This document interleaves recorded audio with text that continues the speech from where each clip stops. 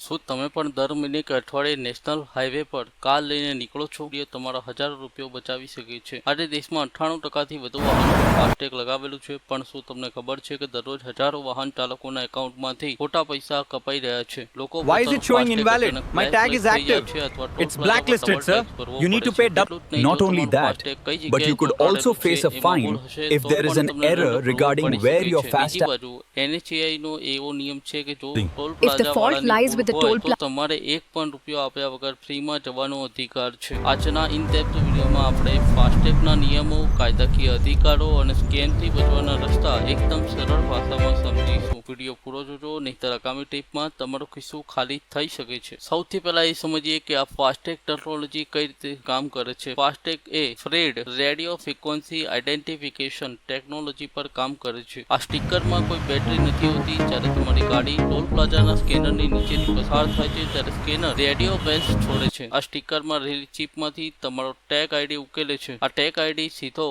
NPCI national payment corporation of ઇન્ડિયાના server સાથે connect થાય છે, જ્યાંથી તમારા લિંક થયેલા બેંક એકાઉન્ટ કે વોલેટમાંથી પૈસા કપાઈ જાય છે. પણ ભૂલ ક્યાં થાય છે? ઘણા લોકો ફાસ્ટેગની કાર્ડના વિન્ડશીલ આગળના કાચ પર ચોંટાડવાને બદલે હાથમાં રાખીને બતાવે છે અથવા ડેશબોર્ડ પર મૂકી રાખે છે. NHAI ના નિયમ મુજબ જો ફાસ્ટેગ પ્રોપર ચોંટાડેલું ન હોય તો સ્કેનર તેને ઉકેલી શકતું નથી.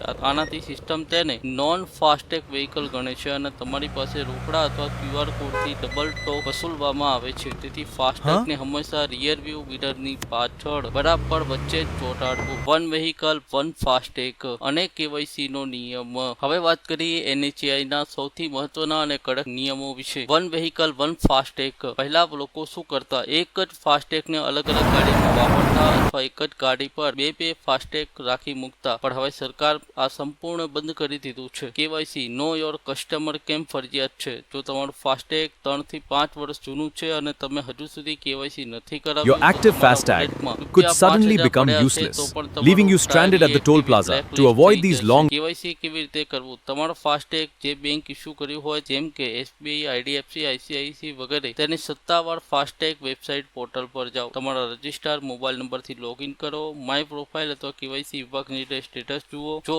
અનવેરીફાઈડ હોય તો તમારું RC બુક, ગાડીની RC અને આધાર પાન કાર્ડ અપલોડ કરીને 2 મિનિટમાં KYC પૂર્ણ કરો. આ કામ આજે જ કરી લો, નહીતર મુસાફરી વચ્ચે તમારો ટેગ બંધ થઈ શકે છે. ટોલ પ્લાઝા પર તમારા કાયદાકીય અધિકારો. NHAI ની ગાઈડલાઇન્સ મુજબ જો ટોલ પ્લાઝા પર ગાડીઓની લાંબી લાઈન લાગે છે અને તમારી ગાડી 100 મીટરની પીળી લાઈન પાછળ જતી રહે છે અથવા તો તમારે ટોલ ક્રોસ કરવા માટે 10 મિનિટથી વધુ સમય રાહ જોવી પડે છે, તો તમારે ટોલ ટેક્સ આપવાનો નથી થતો. જ્યાં સુધી લાઈન 100 મીટરની અંદર ન આવે ત્યાં સુધી વાહનોને ફ્રીમાં જવા દેવા પડે છે. નિયમ 2, FASTag reader multi function. Scanner ખરાબ હોવું. જો તમારી ગાડીમાં ફાસ્ટેગ એકદમ સક્રિય એક્ટિવ છે, વોલેટમાં પૂરતું It is active and has balance. કાચ પર યોગ્ય રીતે લાગેલું છે, છતાં Yes, it is a scanner error. Scan નથી કરી શકતું, તો ગુનો ટોલ પ્લાઝા વાળાનો છે. Sir, FASTag scan not working. My tag is active. It is your system fault.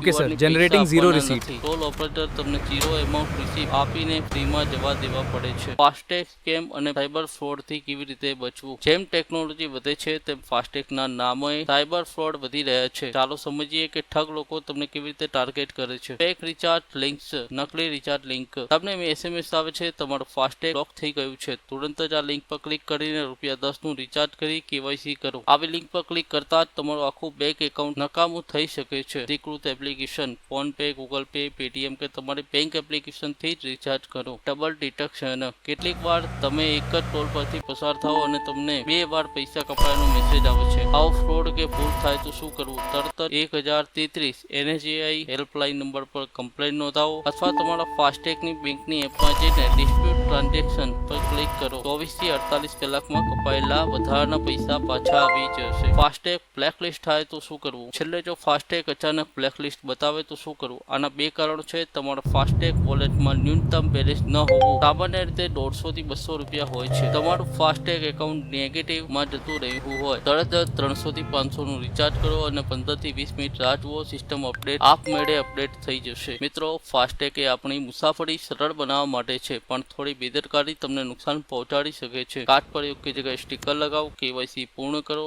1033 helpline number યાદ રાખો. જો તમને આ માહિતી ઉપયોગી લાગી હોય તો આ વિડીયોને લાઇક કરો, શેર કરો, તમારા મિત્રો સાથે શેર કરો અને ચેનલને સબસ્ક્રાઇબ કરવાનું ભૂલતા નહીં. આવી જ નવી માહિતી સાથે ફરી મળીશું. જય હિન્દ, જય જય ગરવી ગુજરાત.